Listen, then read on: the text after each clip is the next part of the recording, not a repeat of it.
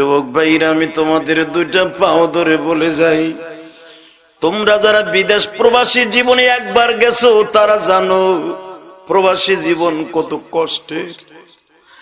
হাসান আমারে বলছিল, হুজুর সারাদিন কাজ করিয়া যখন বালিশটা মাথায় দেই, ছোট্ট ভাই বোনের কথা মনে পড়ে যায়, মায়ের কথা মনে পড়ে। মালয়েশিয়ার ভিতরে লক্ষ লক্ষ যুবক আছে বাবা অবৈধ। পুলিশ তাদের তাড়া করলে পাহাড়ের উপরে যে আশ্রয় নেয়, কারণ মালয়েশিয়ার প্রশাসন এত কড়া বাবা। আমার বাংলাদেশের প্রশাসন অনেক ভালো, একটু দয়া মায়া আছে। মালয়েশিয়ান পুলিশের মধ্যে কোনো দয়া মায়া নেই। এমন মাইর দেয়, মাইরের চোটে অনেক ছেলে পায়খানা করিয়া রক্ত পড়তে পড়তে মরিয়া যায়। ও বাজার, এমন শেষা মাইর দেয়। যারা প্রবাসী জীবনে একবার ধরা খাইছো তারা জানো, তাদের মুখ থেকে আমি শুনছি কত কষ্ট করে খাওয়ার না খাইয়া টাকা কামায়। আমি এই কথাটা কেন বলছি এখনই বুঝবা। আমার বাংলাদেশে একটা ছেলে যদি অটো রিক্সায় অ্যাক্সিডেন্ট করে পুলিশের সামনে পড়লে পুলিশ ভাই নিজের জীবন বাজি রাইখা তারে হাসপাতালে নেয়। আমাদের সামনে পড়লে, আমার বাড়ি গোপালগঞ্জ, তোমার বাড়ি কুষ্টিয়া, এটা দেখার বিষয় না, আগে জীবনটা বাঁচাবার চেষ্টা করা। আর বাংলাদেশের বাহিরে যাইয়া দেখো, ইন্ডিয়া যাইয়া দেখো, অ্যাক্সিডেন্ট করে পড়ে রয়েছে, কেউ ধরে না। বেড়াইটঙের যুবকটা আমারে বারবার বলে, হুজুর এই দেশে মানুষের সামনে মানুষ অ্যাক্সিডেন্ট করে দাফাইয়া মরে যায়, কই মাছের মতো দাফাইয়া মরে, কোনো দরদ নাই। এবার যান দুনিয়ায় কত নেতা দেখলাম,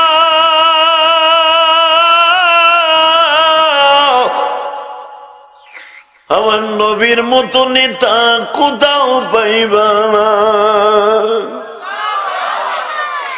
বাজান রে, দুনিয়ার সব নবীরা পর্যন্ত আমার নবীর উম্মত হওয়ার জন্য আফসোস করেছে।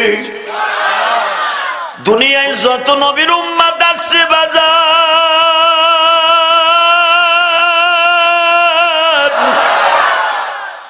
সব নবীর উম্মত গুলির আগে উম্মতে মুহাম্মাদি এক ফার্স্ট জান্নাতে যাবে।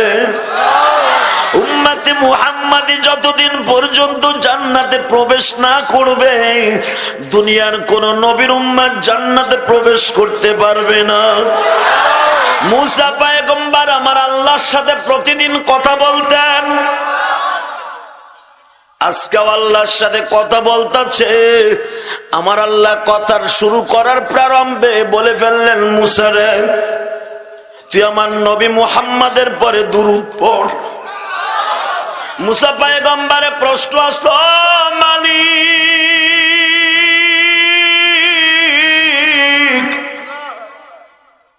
আমি জানি আমি নবী আর আমার ভাই হারুন হলো নবী, দুরূদ পড়তে হলে আমার ভাইয়ের পরে পড়বো কেন উম্মতে মুহাম্মাদির নবীর পরে দুরূদ পড়বো?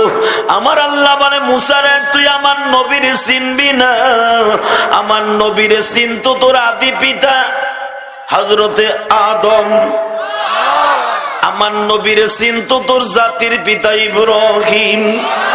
মুসা পয়গম্বর আল্লাহর কথার ধারণ বুঝতে পেরে বলে ফেললেন, মালিক রে, তাহলে তুমি আমার ওয়াদা দাও, আমার নবুয়াতির নাম কেটে দিয়া নবী মুহাম্মাদের উম্মত বানিয়ে দাও।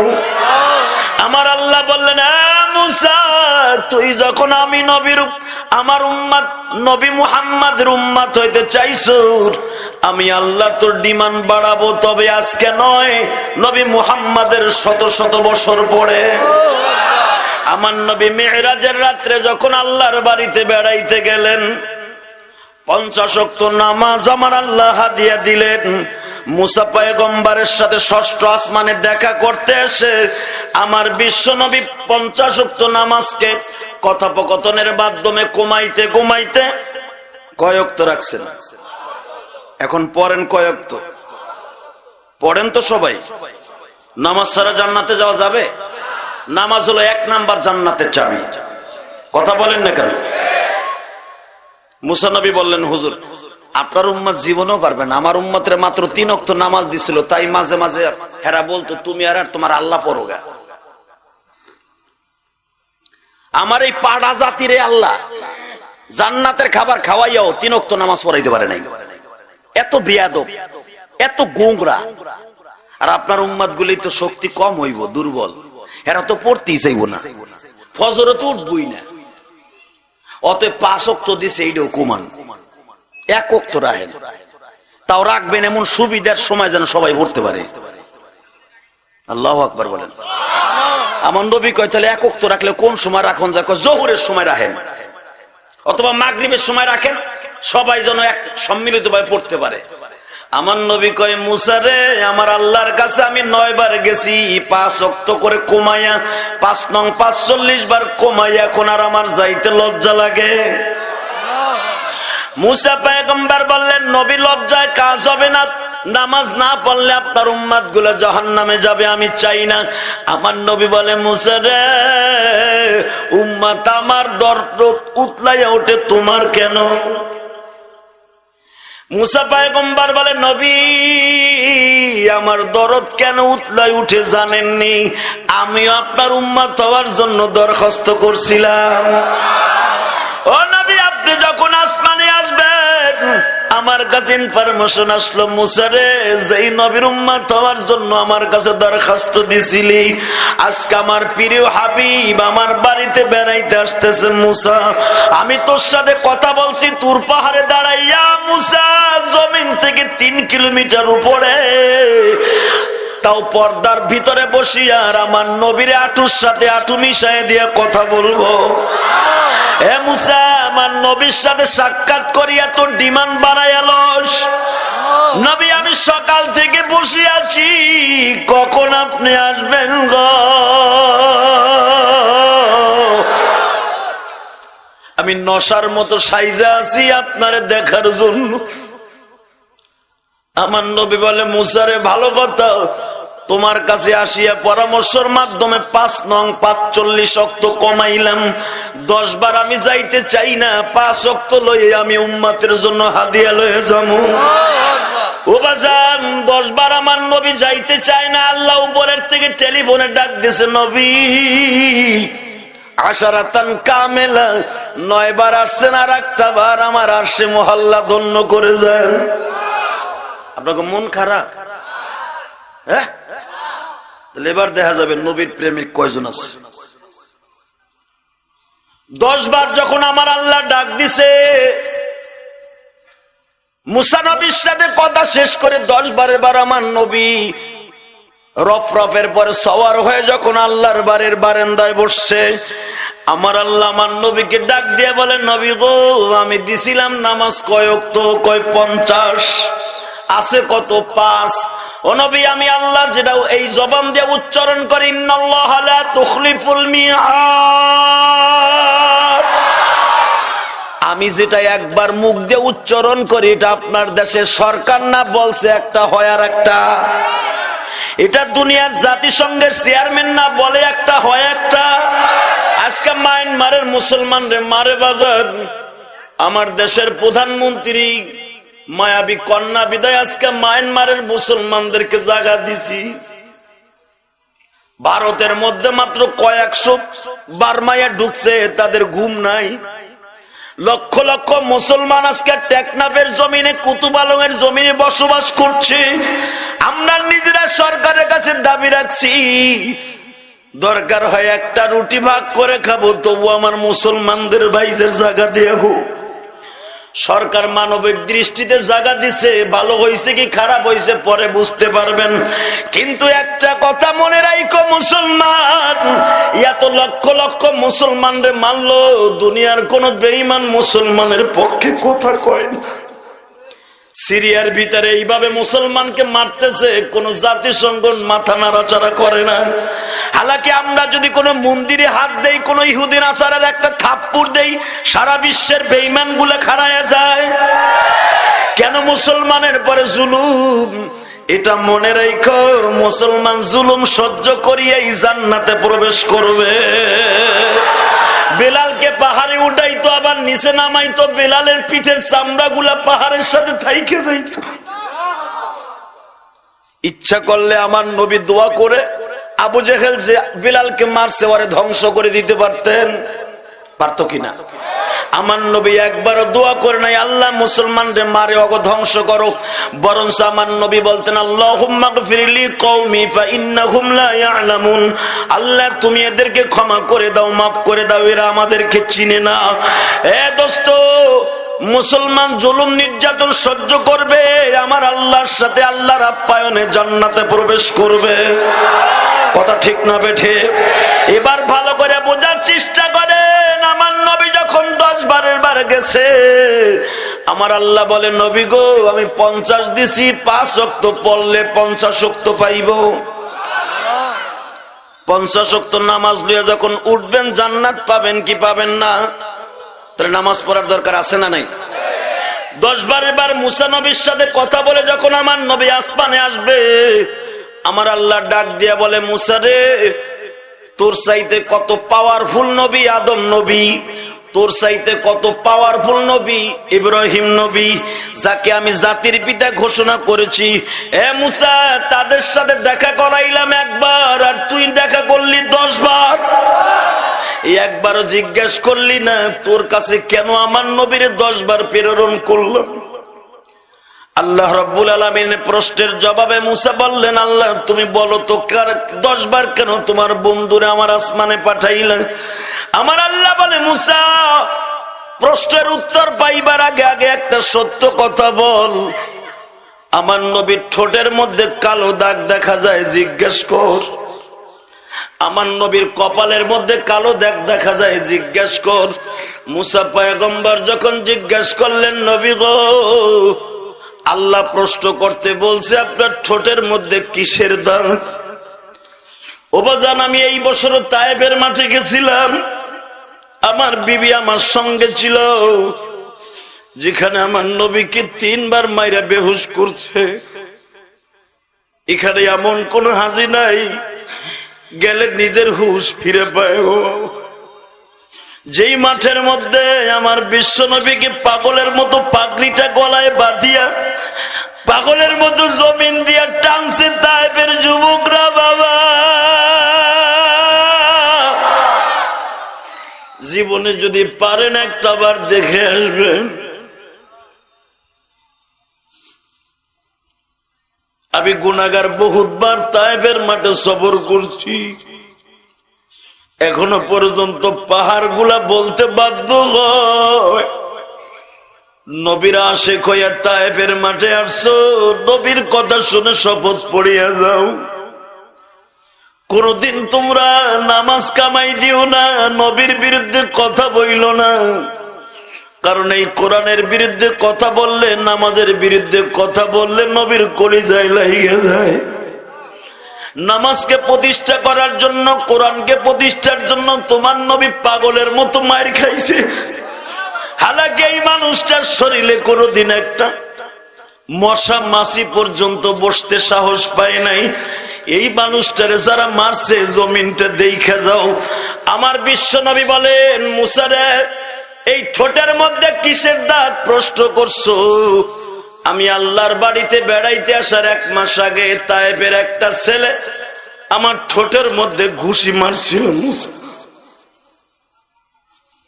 আমার ঠোঁটটা ফাটিয়া ঝর্ণার মতো রক্তগুলো ঝরছিল। আর একটা ছেলে বিশাল বড় একটা পাথর নিয়ে এসে আমার কপালে এমন জোরে বাড়ি মারছে, কপালটা ফাটিয়া রক্তগুলো ঝর্ণার মতো ঝরছে। আমি আপনাদের 2টা পাও ধরে বলে যাই বাবা, জীবনে আপনি ধনী হন আর গরিব হন, কে কোন শ্রেণীর চাকরিজীবী আমি জানি না, জীবনে একটা বার যদি আমার নবীর কথা শুনিয়া তোমার চোখে পানি আসে, মৃত্যুর সময় আমার নবীকে তুমি সামনে দেখতে পাইবা, কবরটা নবীর রওজার সাথে যোগাযোগ হওয়া দেখতে পাইবা। মিরপুরের যুবক ভাইরা, কুষ্টিয়ার যুবক ভাইরা রে, মা আয়েশা সিদ্দিকা রাদিয়াল্লাহু তাআলা আনহা বলেন আমি আয়েশার বয়স যখন 13 বছর, 9 বছর বয়সে নবীর ঘরে গেছি।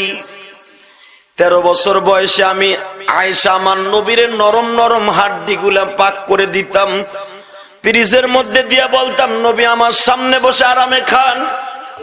আমি আয়েশা দেখতাম নরম হাড্ডি গুলা চাবানি দিয়ে আমার নবী গাল ধরে বসে থাকতো। আমি জিজ্ঞেস করতাম নবী হাড্ডি চাবাইতে কি আপনার কষ্ট হয়?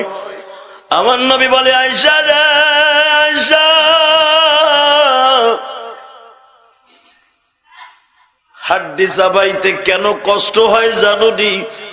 উহুদের মাঠে যেই যুবকটা আমার বড় বল্লম দিয়ে আঘাত করে দাঁতটা ভেঙে ফেলেছিল, আমি সেই দাঁতের যন্ত্রণা অনুভব করি আয়েশা। হাড্ডি চাবাইয়া খাইতে গেলে কষ্ট হয় গো আয়েশা। ও যুবক ভাইরা, আমি তোমাদের সকলের কাছে দাবি রাইখা যাই, যেই মানুষটা এত মার খাইবার পরও জীবনে কোনোদিন একটা বার প্রতিশোধ নেওয়ার চিন্তা ভাবনা করে নাই, উম্মতের জন্য বরদোয়া করে নাই, ওই মানুষটাকে গালি দিলে কোন মুসলমান সহ্য করতে পারে না। কথা ঠিক না বেঠে? আরো জোরে বলো ঠিক না বেঠে? এ মিরপুরের যুবক, আল্লাহকে দেখাই দাও। ও কুষ্টিয়ার যুবক ভাই, মিরপুরের ভাইরা, একটা আওয়াজ দিয়া দেখায় দাও নামাজ পড়তে পারি কি পারি না, কিন্তু নবীরে গালি দিলে এটা মেনে নিতে পারবো না। কে কে রাজি আছেন দেখি আল্লাহকে হাত ধরে দেখাও তো মুসলমান। আল্লাহ কবুল করে, জোরে কোন আমিন, আরো জোরে কোন আমিন। তাহলে এখানে মোনাজাত পর্যন্ত বসে থাকবেন তো ইনশাল্লাহ? সবাই থাকার নিয়ত আছে তো?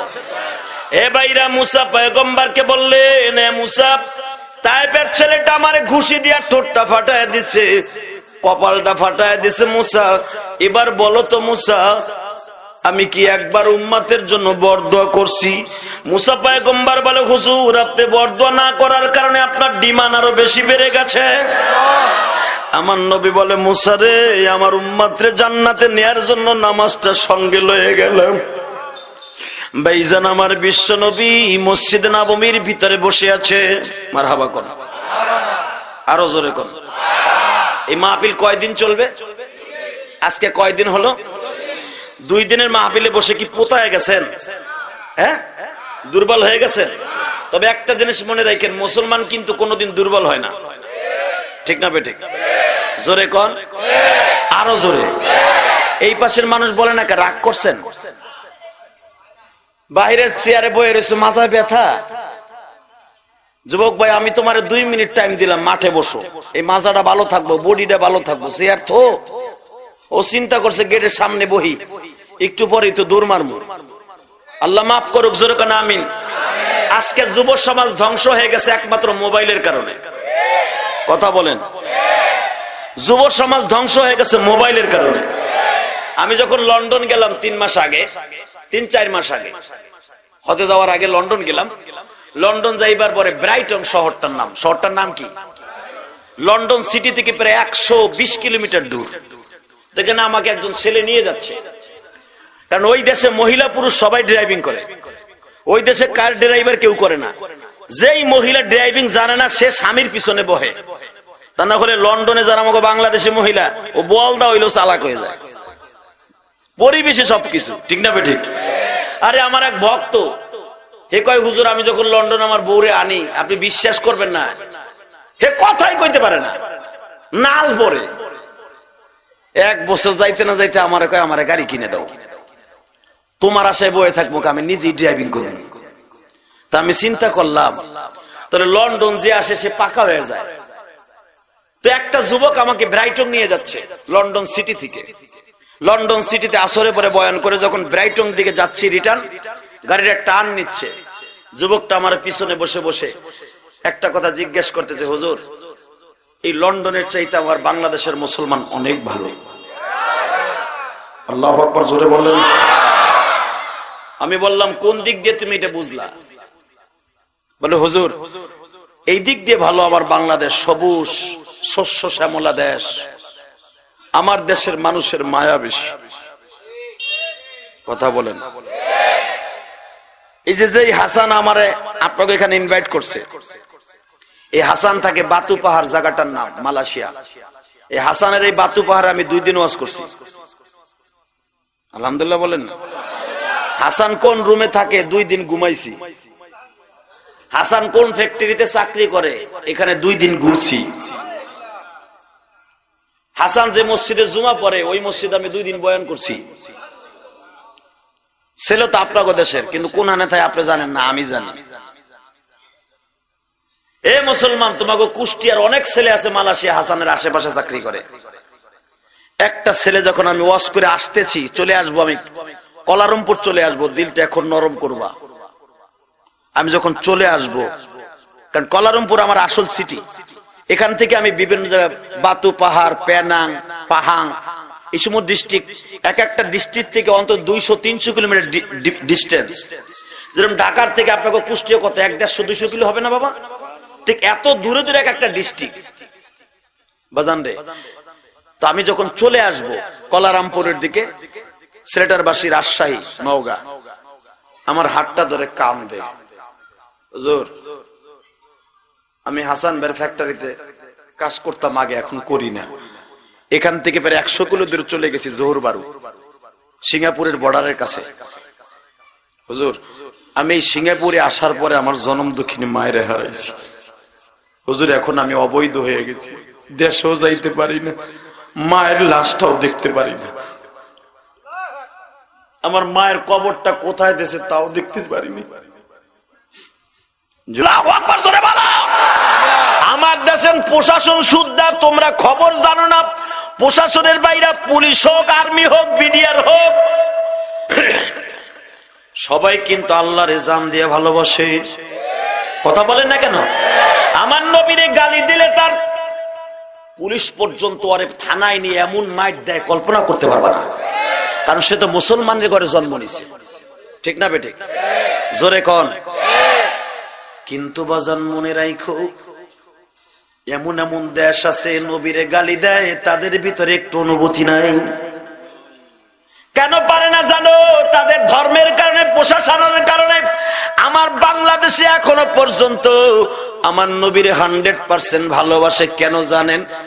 সবাই জানে এই মানুষটা জীবনে কোনোদিন উম্মতে রাইখা পেটটা ভরে খায় না, জীবনে ভালো একটা জামা গায়ে দেয় নাই, এই মানুষটা জীবনে কোনোদিন চরিত্রহীনের কাজ করে নাই।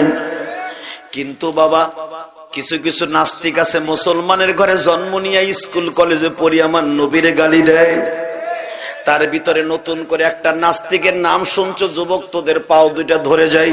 কলেজে পড়বি, ফেসবুক চালাবি, দুঃখ নাই, ফেসবুক চালা, ইউটিউব চালা, শুধু খারাপ জিনিস কেন দেখোস? মাঝে মাঝে ভালো জিনিস দেখা। যেই নাস্তিক গুলা নবীরে গালি দেয়, ফেসবুকের দ্বারাই জবাব দিয়ে দিবি।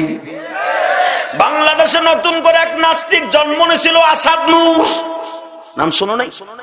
সে আমার নবীরে গালি দিছে, কোরআনের পরে প্রস্রাব করবে ওয়াদা করছে।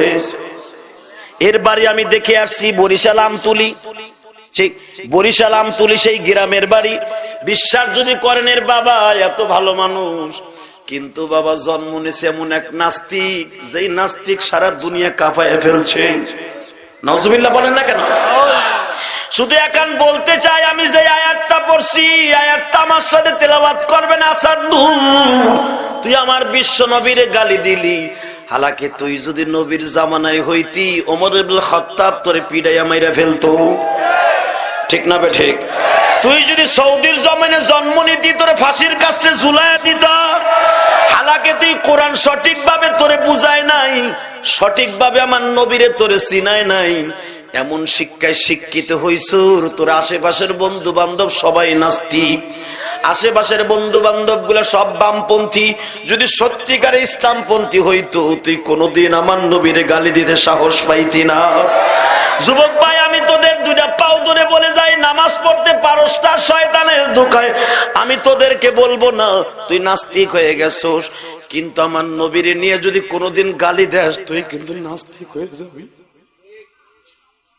আসাদ নূর নবীরে গালি দিছে, অনেক যুবক দেখবেন কমেন্টসের ভিতরে আসাদ নূরে ধন্যবাদ জানাইছে। নাউজুবিল্লাহ বলেন না কেন? নবীরে গালি দিলে আল্লাহু আকবার কইবেন, কি বলবেন? আরো জোরে বলেন না কেন? কি বলবেন? দুনিয়ায় সবচেয়ে দামি হলো, দামি ম্যান হলো নবী মুহাম্মাদুর। সেই কথাই আল্লাহ কোরআনে বললেন, আমার সাথে বলেন, ইন্নাকা লাআলা খুলুকিন আযীম। স্রষ্টার সৃষ্টি জীবের মধ্যে সবচেয়ে উৎকৃষ্টতম চরিত্রের অধিকারী আমার বিশ্ব নবী। এই মানুষটারে কষ্ট দিলে আমার আল্লাহ সহ্য করতে পারে না, ঠিক না বেঠিক? জোরে কর, আরো জোরে। কষ্ট হইতাছে? এদিকে তাকান, নবীরে কষ্ট দিলে আল্লাহ সহ্য করতে পারে? নবীর নবুয়াতির বয়স যখন 6 বছর, কত? ইসলাম কবুল করে ফেললেন। মক্কার সবচেয়ে বড় জানোয়ার ছিল, মক্কার সবচাইতে বড় মদখোর ছিল, মক্কার সবচাইতে বড় জালেমের খাতায় যার নাম ছিল, যারে গর্ভবতী মহিলা দেখলে গর্ভপাত হয়ে যেত ডরে, এত দুশ্চরিত্রের ছিল যেই ম্যানটা, তার নাম ছিল ওমর ইবনুল খাত্তাব। আল্লাহু আকবার বলেন না কেন? আপনারা জানেন না ওমরের ইতিহাস? ওমর যদি কোনো মুসলমানকে পাইতো, কোনো গোলাম বান্দি, জানেন না বুখারীতে আসছে, ওমরের একটা বান্দি ছিল, তার নাম ছিল জানিমা। ওমরকে সে গাওয়া বানায় দিত, চা বানায় দিত। ওমরের 13টা বান্দি ছিল। ওই জামানায় বান্দিকে নিজের ওয়াইফের মতো ইউজ করা যাইত, কারণ টাকা দিয়ে কিনে আনা ছিল, জায়েজ ছিল, আল্লাহর হুকুম। এখন আর ওটা নাই। ও ভাইরা, ওমরের 13টা বান্দি ছিল। তখন ওমর মুসলমান না। হয়তো ওমর যেই বান্দিটা ওমরকে গাওয়া বানায় দিত, গাওয়া বুঝেন? কইতে বুঝবেন গাওয়া? গাওয়া জীবনে দেখছেন নি? যদি খাইতে চান আমার বাসায় যাবেন, খাওয়াই দিব। আলহামদুলিল্লাহ বলেন। আমি প্রতি বছর হজে গেলে গাওয়া কিনে নিয়ে আসি, কারণ এটা আমার নবী অনেক শখ করে খাইতেন। গাওয়াটা এত শক্তিশালী জিনিস। গাওয়ায় যে সৌদি আরবের মানুষ এতগুলো বিয়ে করে কিনলে গায়, এরা কোনো কিছু খাইবো না, কাঁচা খেজুর খাইবো, গাছের তে পাইরা গাওয়া এক পেয়ালা নিয়ে বসবে, গাওয়া খাবে, কাঁচা খেজুর চাবায়া খাবে।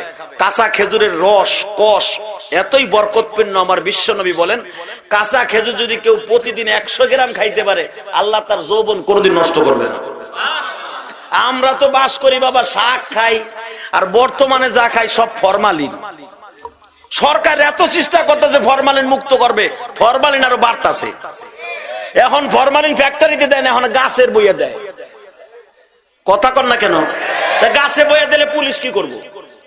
সন্ধ্যার সময় যাই পিস্তল দিয়ে গাছে দিয়ে আইসো আমের মধ্যে, ফ্যাক্টরিতে যাই দেখি দেয় নাই, তাহলে সরকার কি করব? কিন্তু সৌদি আরবে কোনো ফরমালিন নাই। সুবহানাল্লাহ বলেন না? ফরমালিন মুক্ত দেশ, যে সমস্ত দেশ তারা আরামে খায়। তো সৌদি আরবের মানুষগুলি যখন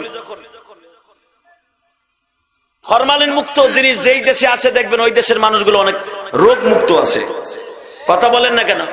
তো সৌদি আরবের মানুষ ওমর রাদিয়াল্লাহু তাআলাকে গাওয়া বানায় দিতেন। গাওয়া হলো চার মতো, চায়ের রং হলো লাল কফি কালার, আর গাওয়ার রং হলো মেটে কালার, মাইটা।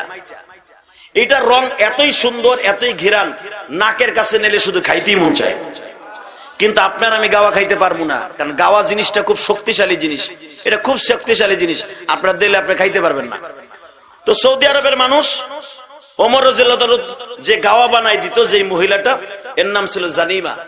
এই ওমর যখন শুনতে পাইলেন আমার এই বান্দি ইসলাম কবুল করছে, আরো জোরে কোন, ওমর জিজ্ঞাসা করছে, এনতা মুসলিম? আশহাদু আল্লা ইলাহা ইল্লাল্লাহ ওয়া আন্না মুহাম্মাদুর রাসূলুল্লাহ। বান্দি নির্ভয়ে, অকুত ভয়ে, একাদা চিত্তে, একটা মহিলা, লেডিসের গোষ্ঠী, একটা বান্দি, পরের বাড়ির চাকরানি, যার জীবনের কোনো মূল্য নাই, সে দীপ্ত কণ্ঠে একাদা চিত্তে বলে ফেললেন, আনা মুসলমান। এদিকে তাকান, ওমর কত বড় হিংস্র প্রাণীর মতো ছিল তাই দেখেন। এটা আমার বাজানের বানানোর কথা না, স্পষ্ট সূরা তাহার তাফসিরে দেখবেন, এই জানিমার পক্ষে ওমরের বিপক্ষে কোরআন আয়াত নাযিল হয়েছে। বাজান রে, যখন বলছে আনা মুসলমান, আশহাদু আল্লা ইলাহা ইল্লাল্লাহ ওয়া আন্না মুহাম্মাদুর, পড়েন ওয়া আন্না মুহাম্মাদুর। এবার জানেন এই কালেমাটা জীবনে কেউ যদি নির্ভুলেও পড়ে, ঘুমের চুলেও পড়ে, আল্লাহ রাব্বুল আলামিন 70,000 ফেরেশতা তার জন্য মাগফিরাতের দোয়া করে। এই জন্য ঘুমাবার আগে কালেমাটা পড়ে ঘুমাইবেন যদি মৃত্যু হয়ে যায়। বাজানরে নাস্তা খাওয়ার আগে কালেমাটা পড়ে বিসমিল্লাহ বলে নাস্তা শুরু করবেন। যদি নাস্তা গলার মধ্যে রুটি আর ভাত বাজিয়ে অনেক লোক মরে যায় কি যায় না? ও বাজান, অনেক লোক আছে বাজারে যাচ্ছে অ্যাক্সিডেন্ট করে গাড়িতে মারা যায়। এই জন্য গাড়িতে ওঠার আগে কালেমাটা পড়ে নিবেন, গাড়িতে উঠে বিসমিল্লাহ বলে পড়ে নিবেন। যে কোনো মুহূর্তে মৃত্যু হয়ে গেলে হাসতে হাসতে জান্নাতে যাবে। ওমরের বান্দি বলে ফেললেন আশহাদু আল্লা ইলাহা ইল্লাল্লাহু ওয়া আন্না মুহাম্মাদুর। আমার দিকে তাকান, চোখটাকে আল্লাহর জন্য বরাদ্দ করেন। ওমর একটা সেকেন্ড দেরি করে নাই, ডান হাতটাকে চুলের মুটকিটা ধরছে, এমন জোরে আছাড় দিছে, বুকের উপরে পা চাইপা ধরিয়া বাম হাত দিয়ে বাজান ওমর বান্দির চোখের পরে এমন ঘুষা মারছে, চোখের মনিটা গলিয়া ঝর্ণার মতো রক্ত গুলো ঝরতেছে। ওমরের বিবি দৌড়াই আসছে, আর মাইরো না, ও মহিলা আমিও মহিলা। আজকে দেখবেন বাংলার জমিনে কাজের মেয়েটারে কিভাবে মারে বাবা। যা আছে আমি ধনির বিয়ের মধ্যেও তাই আছে। আজকে পুলিশ অনেক বড় বড় অফিসারদের বউদেরকে ধরে নিয়ে থানায় ঢুকায়।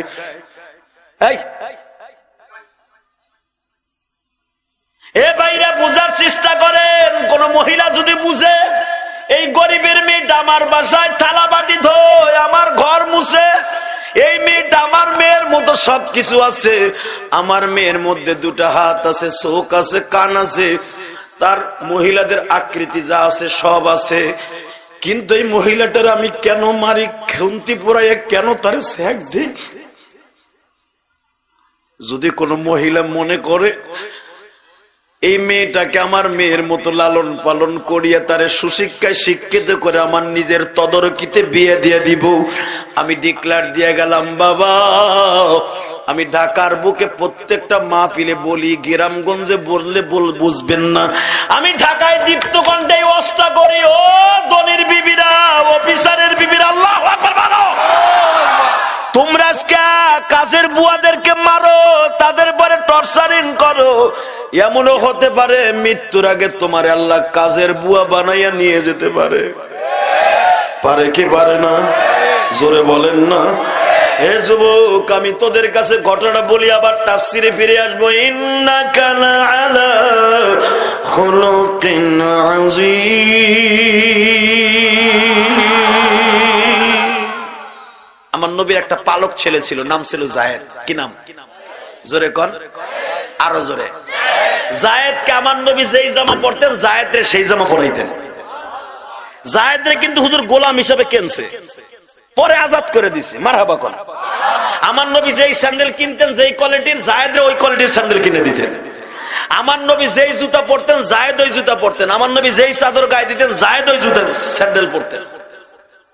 তাহলে আপনার কাজের বুয়ারে যদি ওই চাদর কিনে দেন, কে খুশি হবে? সাথে সাথে বিশ্ব নবীও খুশি হবে। ঠিক না বেঠিক? জোরে কোন। সকালবেলা সুন্দরী সুরসী সুন্দর একটা যুবতী মেয়েকে, বড়লোকের মেয়েরে বিয়া কইরা আল্লাহর এক বান্দা শিল্পপতি সকালবেলা চাপাতি রুটি দিয়া সুন্দর করে নাস্তা করতেছে বউ লইয়া। এমন লোক আছে না? সকালবেলা নতুন মেলা নিতে গেলে শ্বশুর বাড়ি যে গোস্ত দেওয়া নাস্তা করে না, শাশুড়িও সুন্দর রুটি বানায় দিছে, সুন্দর জিনিসের খাবারের ব্যবস্থা করে দিছে, মাশাআল্লাহ। এইরকম ভাবে আল্লাহর এক বান্দা শিল্পপতি বিবি কি নয় সকালবেলা নাস্তা করতেছে। ইন দি মিন টাইমে একজন ভিক্ষুক দরজার কাছে দাঁড়ায় ডাক দিছে, ইয়া মুসলিমিন আনা খাদিম আনা মুসাফির আকালাত তুআম আলহামদুলিল্লাহ ইল্লাযী আতুইম্মান ওয়া তুইম্মানি ওয়াসকিমান সাকানি। যখন দরজার কাছে এই দোয়া পড়ছে, ও তো আরবি মানুষ, মাথা গরম হয়ে গেছে। যে বউ লইয়া সকালবেলা নাস্তা করতেছে, তুই আমার বাড়ির সামনে এসে তুই উল্টা বিলে দোয়া করস আর খাওন চাস। বাজান রে, ঘরের থেকে বের হয়ে এমন জোরে থাপ্পড় মারছে, লোকটা সিটকে ওয়ালের সাথে পড়ে গেছে, মাথাটা ফেটে গেছে। ও যুবক ভাইরা, সারা জীবনে এই ওয়াজটা মনে রাখো, গরিব বলে কোনোদিন ধনীদেরকে হিংসা করো না। ও আমার নেতা ভাইরা, প্রজাদেরকে কোনোদিন জুলুম করো না।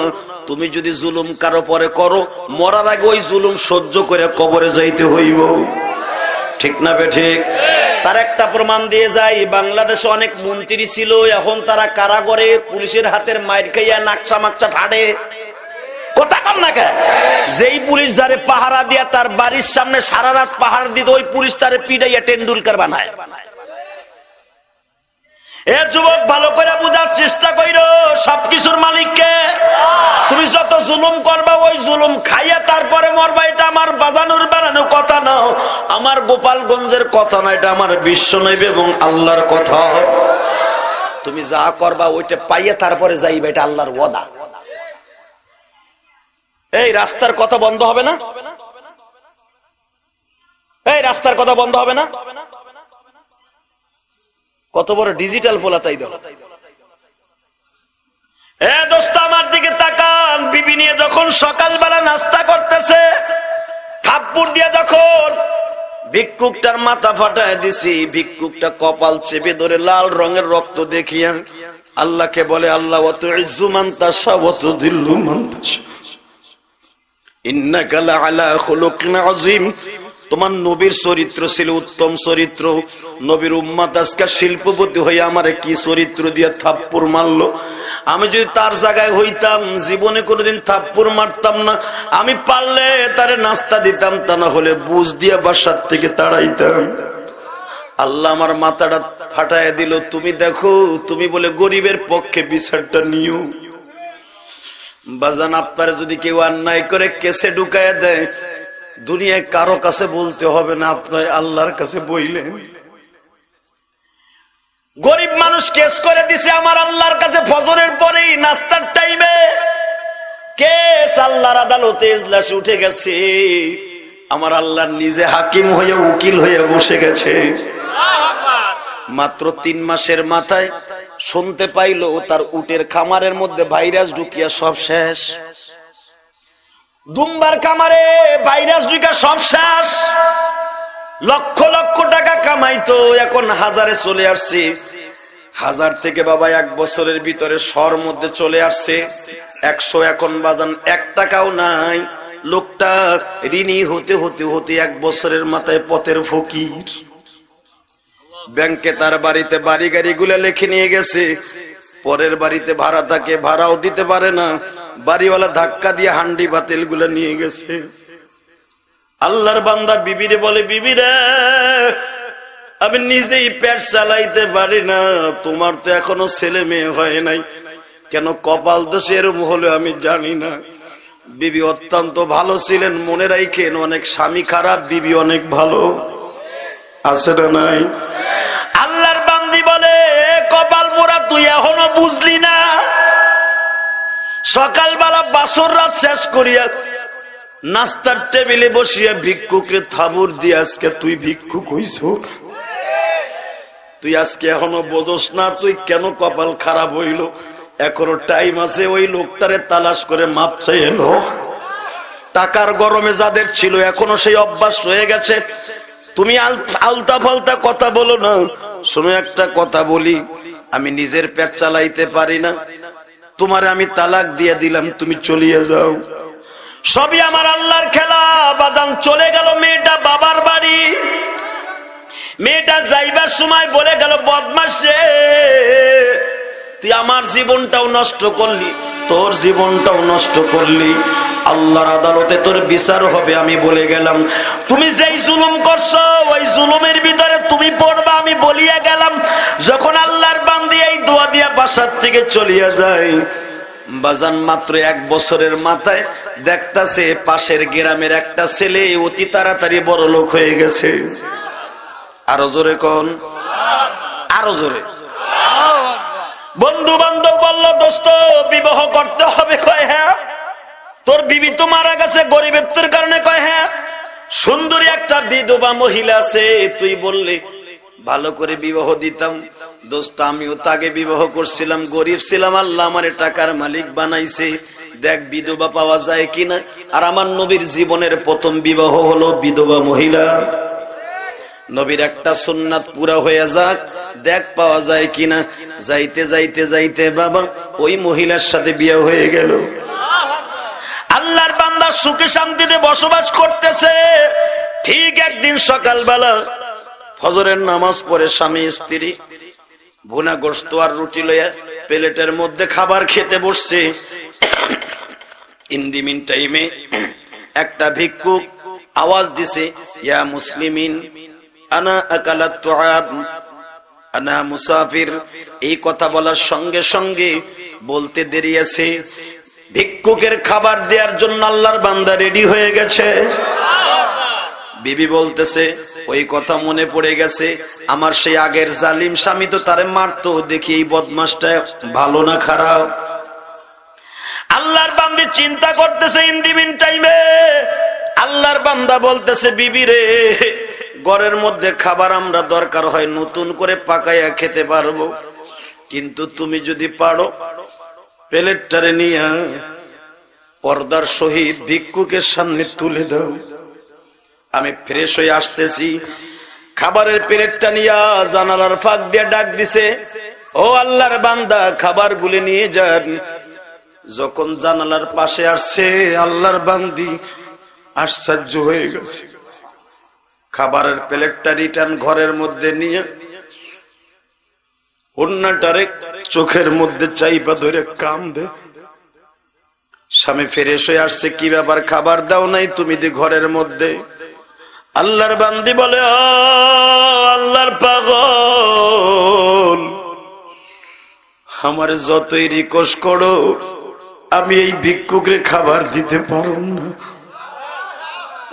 কেন পারবা না? কেন পারবো না এই প্রশ্ন তুমি আমার কাছে করিও না। যখন এই কথা বলেছে আল্লাহর বান্দা বলে, ঠিক আছে আমার কাছে দাও। খাবারের প্লেটটা নিয়ে যখন দরজার কাছে